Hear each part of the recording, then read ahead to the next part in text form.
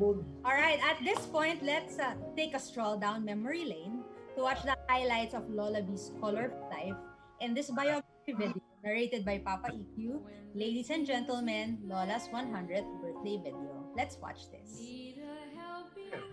100 years ago today, on December 30, 1920, Bituen Fonacier was born in Manila to Carmen Ver Jamias and Santiago Antonino Fonacier of Sarat and Luwag, Ilocos Norte.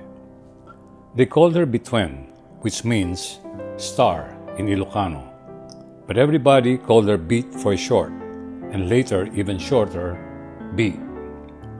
Because their tatay was such a staunch nationalist, he decided to name his children the Ilocano equivalents of his ideals: Emma for modesty, Laing for excellence, Lawag for brilliance, Bituen for star, Wayawaya for freedom, Gasat for luck, Anos for patience, and Taklin for refuge. In the case of B, her being called Bituen would turn out to be prophetic, for that is what she turned out to be. Not a showbiz star, but a guiding star for others, a North Star. The Fonacier ancestral home was located at Luna Street in Pasay City. It was a large house surrounded by an extensive garden with several fruit trees. In addition to the Fonacier family, the ancestral home housed a printing press and numerous relatives who had come to stay in Manila to help out with the printing business and the housework while they were studying. The house also had a comfortable living room to accommodate the steady stream of visitors, especially on Sundays. B's parents were God-fearing and prayerful. They taught their children early on to love God above all, and of course, to pray. B recalls that every night at 8, the whole family would gather together and pray to Our Father, led by their tatay. B has always believed that God has been guiding her throughout her life, and it was through Him that she accomplished everything she wanted. B's parents were the great influences in her life. They taught all their children, by example, to love their neighbors as they loved themselves. B looked up to her tatay. He was a remarkable man who did very well in elementary and high school. Although he did not have the opportunity to go to college, by dint of sheer hard work, he became a teacher, a successful newspaper and book publisher, an ordained priest of the Philippine Independent Church, and later bishop and supreme bishop. He was also elected representative of the 1st District of Ilocos Norte, and at the time of B's birth, senator. While a senator, he served on the Committee on Education and the Textbook Board, which is why the Fonacier home had a library with wall-to-wall bookcases, and why B developed her lifelong love of reading. The senator, a mere high school graduate, was the first Fonacier to join the University of the Philippines as a member of the Board of Regents. B and her siblings attended primary school at the Pasay Elementary School on Burgas Street, which was a 10-minute walk from home. She was promoted twice, once in grade 1 and again in grade 5. From 1932 to 1936, B was enrolled at the UP High School along Isaac Peral Ermita. In 1940, B earned her Bachelor of Science in Education degree with a major in English from the University of the Philippines. She and her manang Emma were the first Fonaciers to graduate from UP. B has always believed that her alma mater was and still is the best educational institution in the Philippines. When she had her children of her own, she made sure that all of them went to UP for high school and college. Some of her grandchildren continued the tradition. In 2015, 75 years after she got her degree, B was honored with the UP Alumni Association Multi-Generation UP Alumni Family Award. In 2019, B proudly witnessed her son, Mabini, receive the Distinguished Lifetime Achievement Award from UP. From a young age, B had always wanted to be a teacher. In high school, she would spend her mornings teaching English and reading to children. For 45 years, B enjoyed teaching grammar, reading, and literature at the Pangasinan High School in Lingayen, the Southeastern College in Pasay City, and the Far Eastern University in Manila. B loved her work so much that she had no plans at all of getting married. As long as she had her beloved books, she was prepared to go through life like her spinster aunts. But unknown to her, at the Tondo Cathedral during the Feast of the Santo Niño in January 1934, she had already caught the eye of the future attorney Rizalino Ragaggio Pablo, whom she would later marry. When Daddy, as she would in time call him, first saw B, it was love at first sight. But B didn't even know he existed until in September 1937, he made his presence felt by following her, then sending her a note of apology.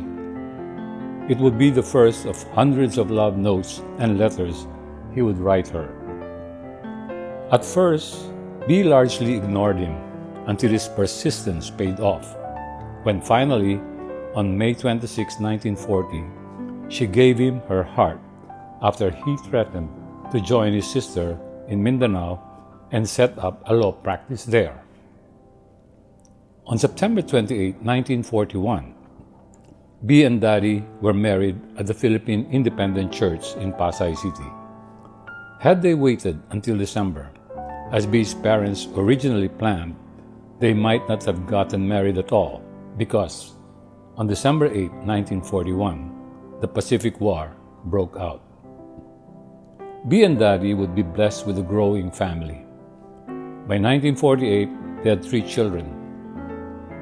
By 1951, they had 5. By 1961, they had all their 6 children.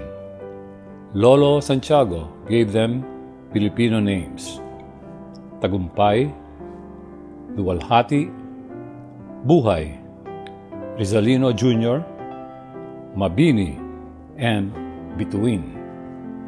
Except for Lulu, all their children married and gave them 15 grandchildren, and today, 14 great-grandchildren.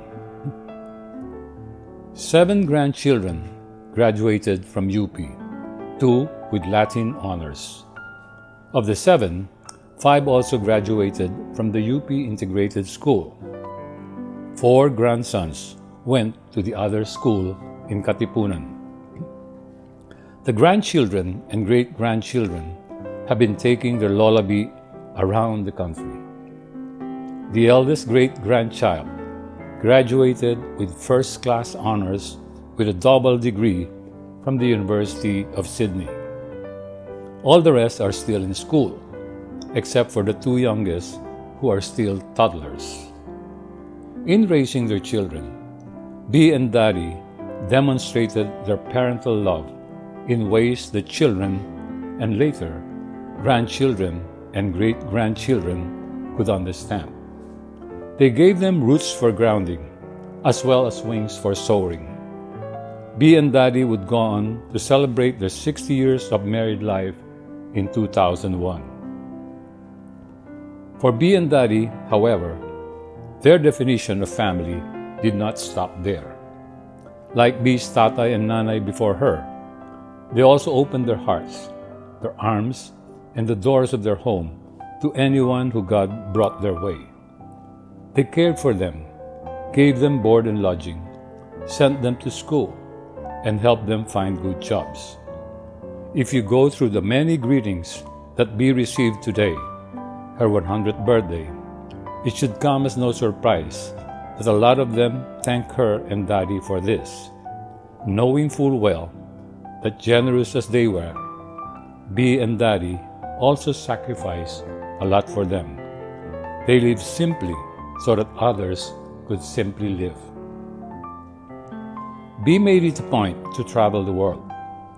She has been around North America and Europe, North and Southeast Asia several times. She has enjoyed the sights of both the old world and the new. Her only wish, which has not been fulfilled, was to see the Holy Land. But wherever she went in the world, for B, home has always been where the heart is. And for her, there are no better places on earth than Pasay, Alabang, San Marcelino, Tayug, Baguio, Sarat, and Luwag. True to her name, B is a star. But today, her 100th birthday, we know that she is more than just a star. She is a guiding star to our Lord. Happy 100th birthday to our guiding star, Bituen Fonacier Pablo. Thank you for being with us today as we honor a woman with the legendary loving kindness, a woman for others.